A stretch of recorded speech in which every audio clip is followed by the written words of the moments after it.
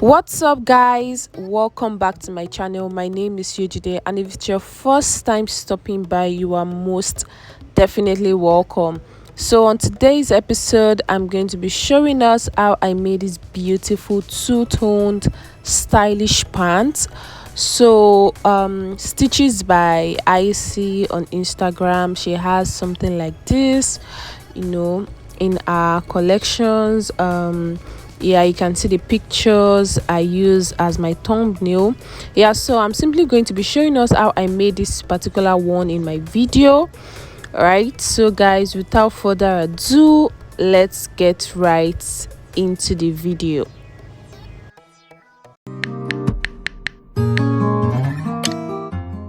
So guys, I am going to be drafting out the pattern on this pattern paper first. So now guys, starting from 1.5 inches away from my paper, you can see that 1.5 inches is going to be for my band.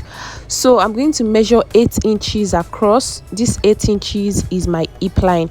So now subtracting 1.5 inches away from the tip of this paper, I've gone ahead to mark 8 inches, which is my hip line. And as you can see, I am simply extending this line. So I'll just go ahead to label this, for easy identification. So this is the hip line, like I mentioned. So guys, still taking note of that 1.5 inches away, which is my waistband, I'm going to go ahead now to mark my crotch measurement, which is 12 inches. So this is how you can get your crotch. So my crotch is 39, divided by 4, and just simply add 3 inches to that. So this is my crotch measurement here, and I'm simply extending the line also.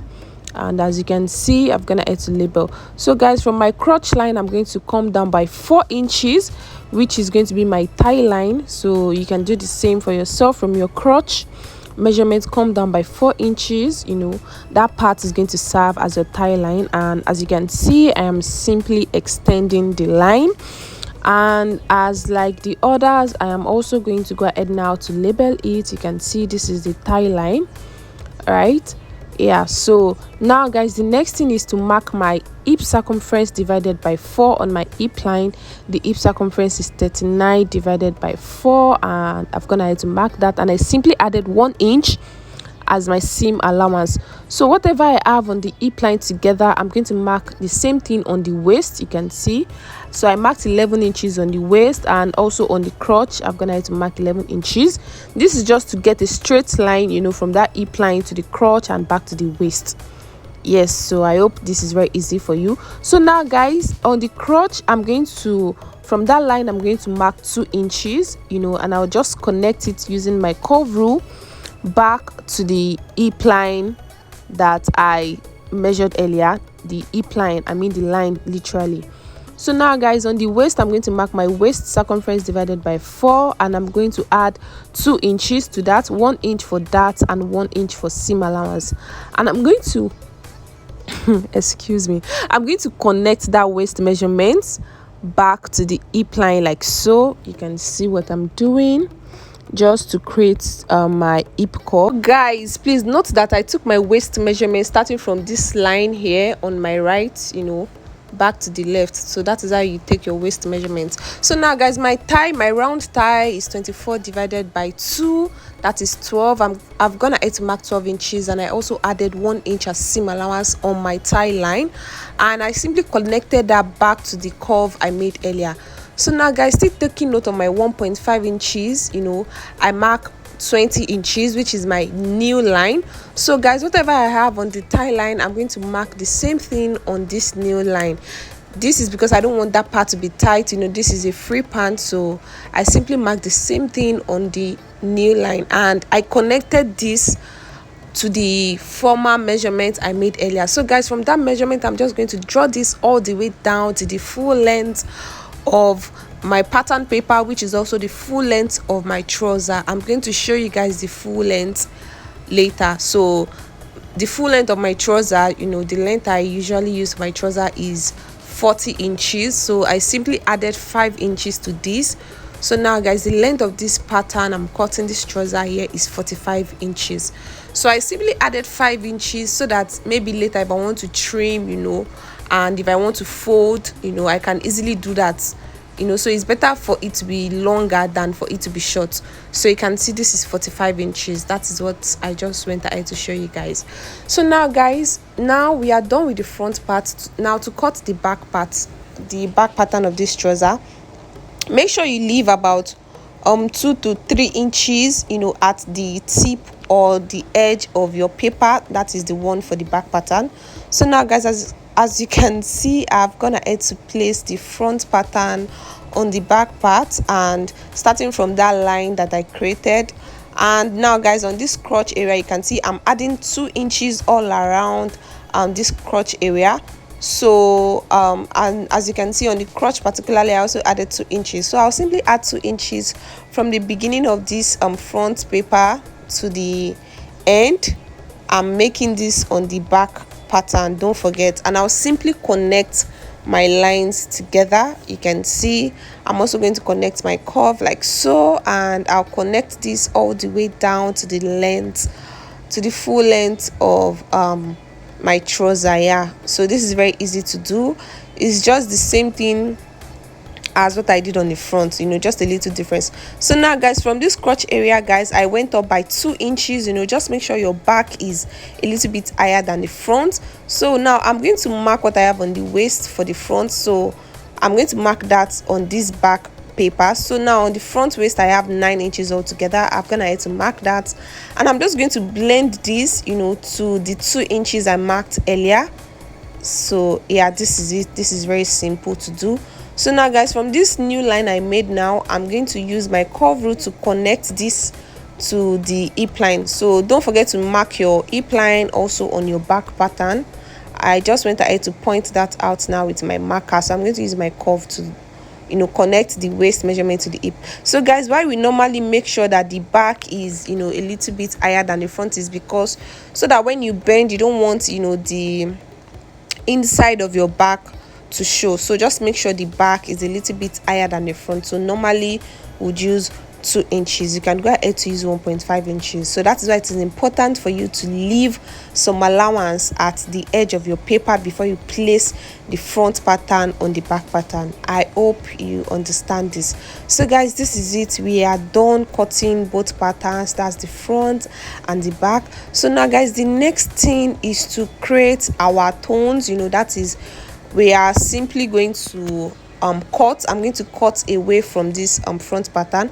So what I'm simply doing now is just to show you guys the full length of my trouser again. You can see I have about 45 inches here. So now guys, don't forget that 5 inches is for my folding allowance. So from the tip of my trouser, I'm going to mark 5 inches across. This is for the folding allowance. So now guys, the remainder of the length of this trouser is my normal length for the trouser, which is going to be 40 inches. You can see. So now guys, from this line I've marked here, I'm going to come up by 10 inches. This part is where I want my second tone to be. You can make yours longer. You can make your second tone longer than what I'm doing. You can make use of 15 inches, but me, I'm simply going to make use of 10 inches, and I'm going to cut that away. Right, and I'll just label this how they should face each other so I won't get confused when I'm cutting on my pattern. So guys, I'm going to be using this brown patterned fabric to cut the upper part of my trouser, and this cream colored crepe to cut the lower part. You can be very creative. You can mix colors. Just be creative about it. So this is it. I'm gonna add to cut the upper part and the lower part of my trouser, just like I explained. You can see, cut out 2 pieces of this. And also for the back pattern, also I'm gonna add to cut my back pattern. You can see this is 2 pieces of this. So now guys, let's start sewing. I'm just going to place this back pattern outside because we are going to work on the front pattern first.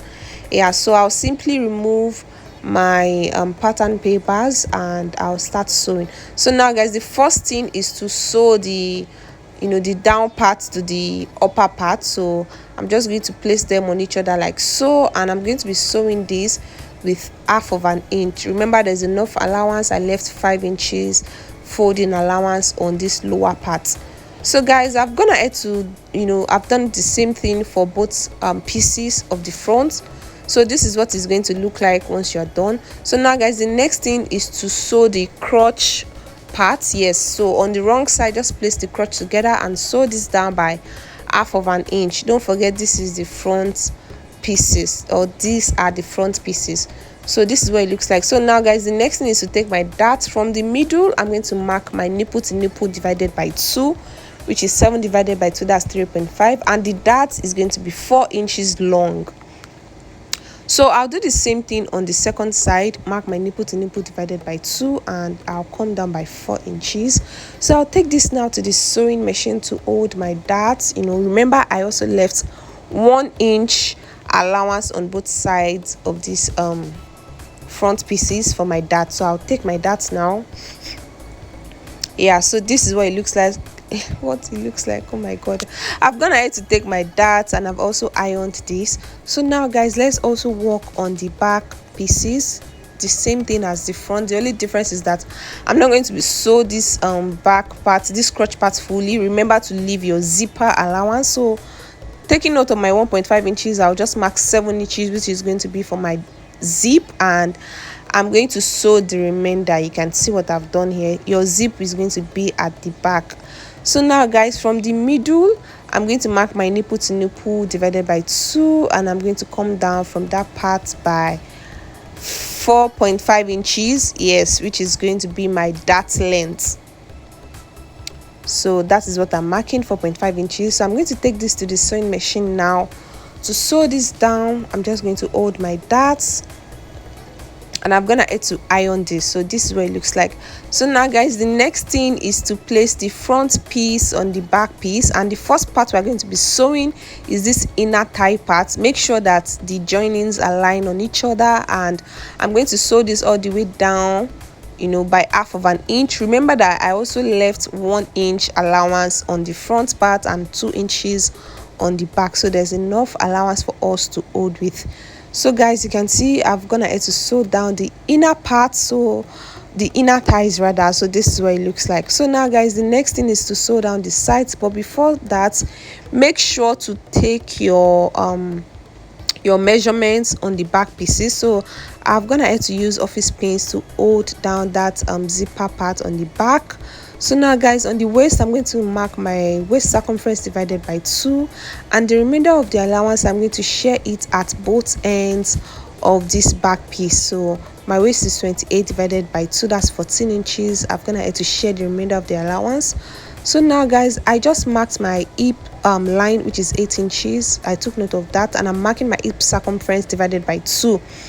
Then the remainder of the allowance, I'm going to split it at both ends of this piece, and I'll connect this back to the waist measurement I took earlier. So I'll do the same thing to the other side.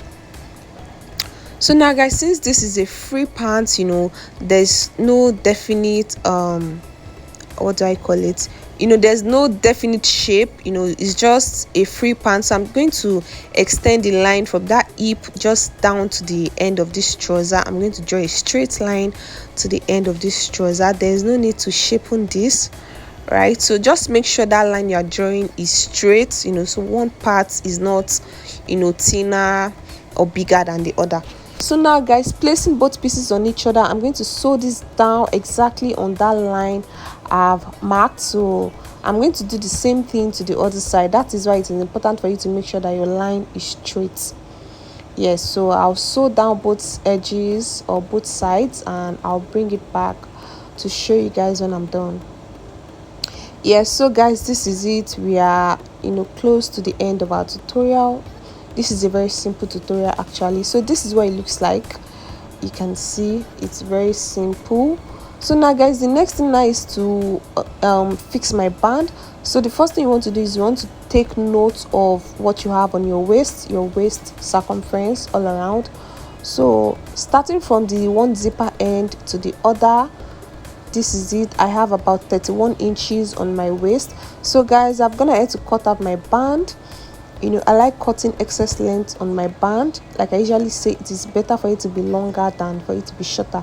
So you can see guys, my band is about 34 to 35 inches long, and the wideness, it is actually 4 inches wide. Yes, so when you fold this, it's going to give you 2 inches. Remember, we left 1.5 inches as our band allowance, so the remaining ½ inch is going to be for the joining allowance. So by the time I finish joining this band to my waist, you know, it's going to just give me the remaining 1.5 inches that I need. So now guys, I'm going to fix this band to the waist like this, just the same way I'm showing you. Remember, join this down by ½ inch.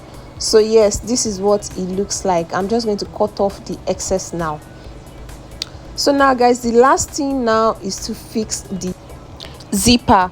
So yeah, so just simply place your zipper on, you know, on that zipper allowance you left at the back. So guys, I did later use this short zip. I used a longer one because I noticed that the length of this short zip is not just giving, like, you know, it was too short for me. So I got a longer length, you know, that's top length. So that is what I used to fix on the zipper allowance on the back. So guys, the last thing now is to hem the edges.